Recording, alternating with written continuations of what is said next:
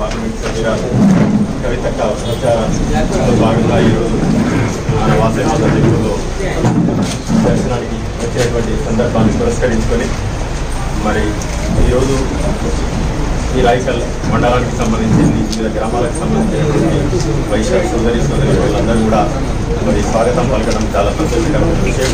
ఈ సందర్భంలో మనం కూడా మరి వారు చేస్తున్నటువంటి అభివృద్ధిలో భాగంగా ఈరోజు అభివృద్ధి సంక్షేమ కార్యక్రమాలు కానీ ఈరోజు నిరంతరమైనటువంటి శ్రమ ఏదైతుందో తను అహర్నిశలు పార్లమెంట్ సభ్యులు అయినప్పటికీ నుంచి ఎవరు తిరగలేనటువంటి ప్రాంతంలో కూడా మారుమూల గ్రామాలు కూడా సందర్శించి అనేక సంక్షేమ కార్యక్రమాలు ప్రజల మధ్యలో మరి కలిసిమెలిసి తిరుగుతూ నిర్వీర్యమైనటువంటి వ్యవస్థను ఒక ఉన్నత స్థాయికి తీసుకొచ్చి మన నియోజకవర్గానికి 1200 కోట్లు తెచ్చి ఈరోజు ఇంత రాష్ట్రమే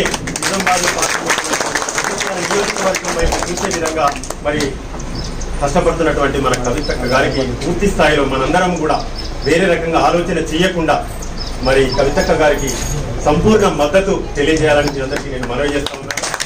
ఏ విధమైనటువంటి ఆలోచన ఏ విధమైనటువంటి ప్రలోభాలకు లొంగకుండా మనం పూర్తి స్థాయిలో మనస్ఫూర్తిగా మనం దీవించి అత్యధిక మెజారిటీతో మనం పూర్తి స్థాయిలో వైశ్యుల యొక్క మద్దతు కూడా మరి పూర్తి స్థాయిలో మనం ఇచ్చి తనను ఆశీర్వదించి మళ్ళీ పార్లమెంట్ లో ఈరోజు అనేక రకాలైనటువంటి సందర్భాల్లో ఎంతో మంది ఎన్నో చెప్తా ఉన్నారు. ఈరోజు నిజంగా మన దేశంలో ఉన్న సమస్యలు కానివ్వండి, ఈరోజు మన ప్రాంతానికి సంబంధించినటువంటి ఈరోజు పసుపుడు అవి ఇవి చెప్తా ఉన్నటువంటి సమస్యలు కూడా ఏకదాటిగా పార్లమెంట్ లో మన యొక్క వాణి వినిపించినటువంటి ఘనత మరి కవితక్క అనే విషయాన్ని కూడా తెలియజేస్తా ఉన్నాను.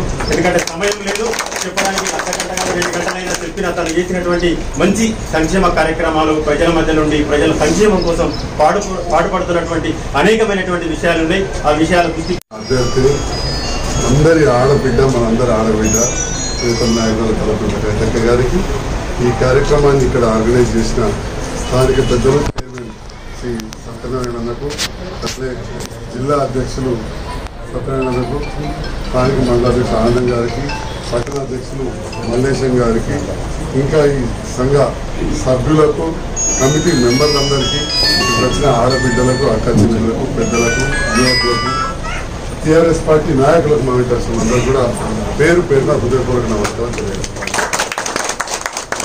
మీరందరూ కూడా గత ఎలక్షన్లలో నాకు భారీ మెజారిటీ ఇచ్చి గెలిపించారు. మీ అందరికీ ఒకసారి చేర్చారు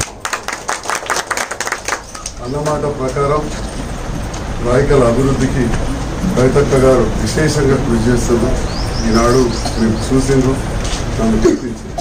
రేపటి నాడు మీ అందరి శాసనసభ్యులుగా మరొక్కసారి అభ్యర్థిస్తా ఉన్నా, దయచేసి కవితక్కను ఒక్క ఓటు పోకుండా జాగ్రత్తగా చేసి గెలిపించాల్సిందిగా మీ అందరికీ కోరుతాను.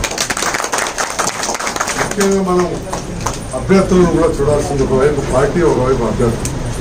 మీరే చూసిన గతంలో గత 10-15 సంవత్సరాల నుంచి కూడా ఉన్న పార్లమెంట్ సభ్యులు మధ్యాష్ కివోడ్ గారు 10 సంవత్సరాలు ఉంది. మన ప్రాంతానికి వచ్చిన దాఖలాలు చాలా. మీరు అడుగురు మీ సంఘ సభ్యులు కానీ బంధువులు ఎక్కడ మీరందరూ విద్యావంతులు చాలా మంది.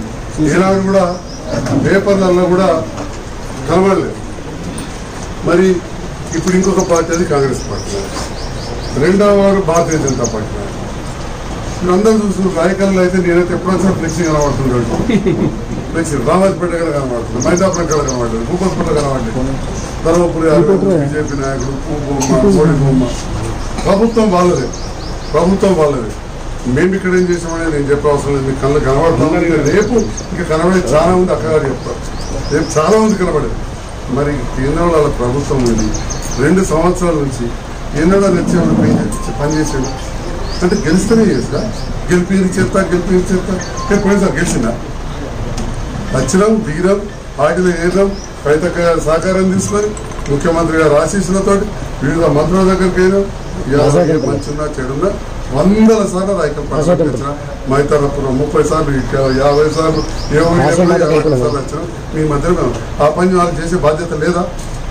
బాధ్యత లేదా? ఇవాళ వచ్చి ఓట్ల కోసం తయారయ్యి వాళ్ళ కోసం యువతను రెచ్చగొట్టి ఇప్పుడు దేవుడు దేశం అన్ని వాళ్ళు మనకు ఏమన్నా లేదు. దేవుడు ఈ గుడికి నేను రాలేదు. ఇదివరకు ఎదుగులకు అక్క